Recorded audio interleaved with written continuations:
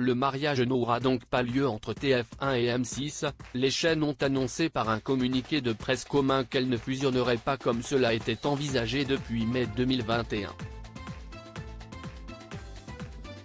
Les raisons invoquées sont plus techniques qu'il y paraît et surtout témoignent d'un regret commun de ne pouvoir mener ce projet au bout.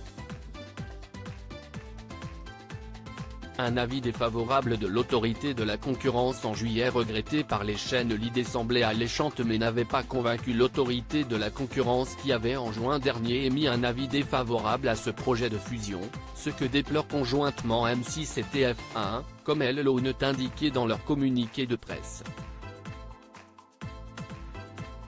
Les parties déplorent que l'autorité de la concurrence n'ait pas pris en compte l'ampleur et la vitesse des mutations du secteur de l'audiovisuel français. Se désolent les deux chaînes dans leur communiqué, elles restent convaincues que la fusion des groupes TF1 et M6 aurait été une réponse appropriée aux défis découlant de la concurrence accélérée avec les plateformes internationales.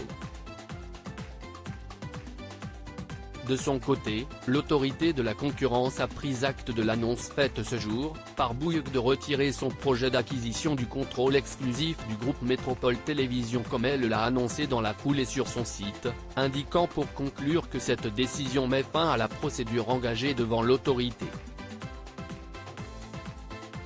TF1 M6, le projet ne présentait plus aucune logique industrielle. La vis de l'autorité de la concurrence et les concessions réclamées par l'institution ont donc eu raison des ambitions des familles M6 et TF1. Bouygues, RTL Group, TF1 et le groupe M6 mettent aujourd'hui un terme au projet de fusion des groupes TF1 et M6, car seuls des remèdes structurels concernant à minima la cession de la chaîne TF1 ou de la chaîne M6 seraient de nature à permettre l'autorisation de l'opération, ce qui les a conduits à conclure que le projet ne présentait plus aucune logique industrielle. Si est donc loin d'être leur volonté que de renoncer à créer ce fameux champion de l'audiovisuel français, mais au contraire une décision de raison. Les deux chaînes avaient d'ailleurs précisé après la publication de l'avis de l'autorité, qu'elles n'hésiteraient pas à arrêter si les concessions réclamées étaient trop importantes et rendaient l'union moins pertinente.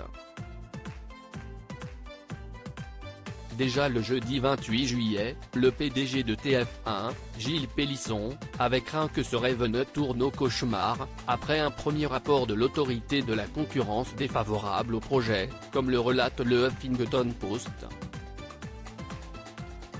Le rêve que nous avons partagé, d'un champion français de l'audiovisuel, n'est pas forcément partagé à ce stade par l'analyse des services d'instruction de l'autorité de la concurrence, avait expliqué le dirigeant. À partir de là, avant que le rêve ne devienne cauchemar, il est nécessaire qu'il y ait un instant de raison, de réveil, en se disant peut-être que mon rêve va s'arrêter là. Le réveil vient donc de sonner.